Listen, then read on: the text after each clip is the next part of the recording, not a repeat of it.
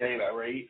And as you're doing due diligence, you don't have access to that, even though you have an open process to do due diligence, but you don't really understand what questions you should be answering. So you can go down the rabbit hole and be down the wrong rabbit hole, and the franchisor knows a lot more than you do. So with that said, one of the things I found is that it just goes really back to marketing, and I guess you hear a theme from me, is that, in our area, in the Northeast area, the response rates are different than what you see in other parts of the country.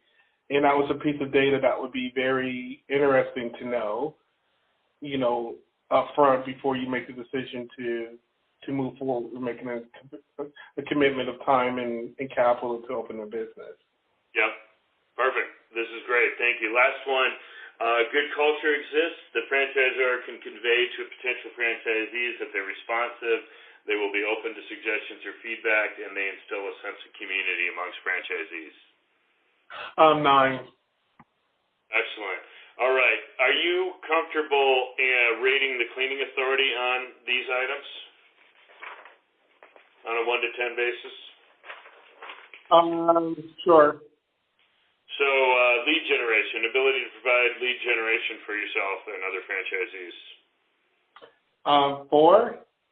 Got it. And most of the comments, and I'll go back to the previous, so I appreciate it. Obviously, you can add anything, of course, but won't ask you to repeat because, as you can tell, a lot of these we've covered. Next one, their website, their public presence, their digital, their advertising. How would you score them, please? So I think that's a big bucket because I think the website is done really well. The engagement that the organization or the franchisor does in terms of putting out or driving engagement via social media, whether it be Facebook or Twitter, I think that's really done well. I think that's done well. And then just the marketing aspect of itself, it's just really, I would like to just see a more sophisticated approach in terms of customer acquisition. So it's really the same thing that I keep saying over and over. Mm-hmm. There are aspects that are done well and others that I think could be improved.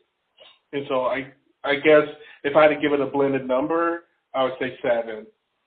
Perfect. This is tremendous. Thank you. Sales training. What number would you give 1 to 10? 8. Marketing training? There's really not marketing training because marketing is done by the cleaning authority, so I would say an A. Yep, perfect. 1 to 10, how do they perform with respect to the value you receive for the marketing of the promo franchise fees? 5. Service differentiation?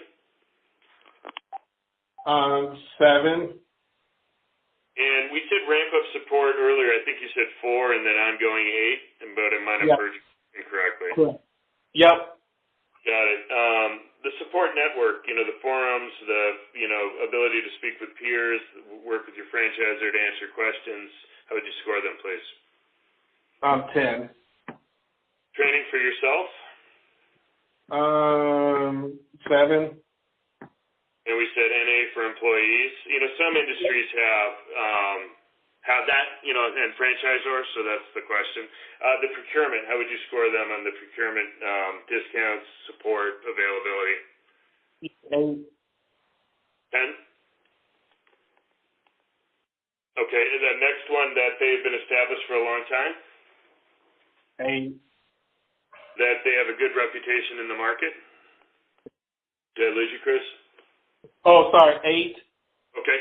And they have good business ethics, excuse me? 8. Got it. And then finally, the culture of responsiveness, openness to feedback, and sense of community?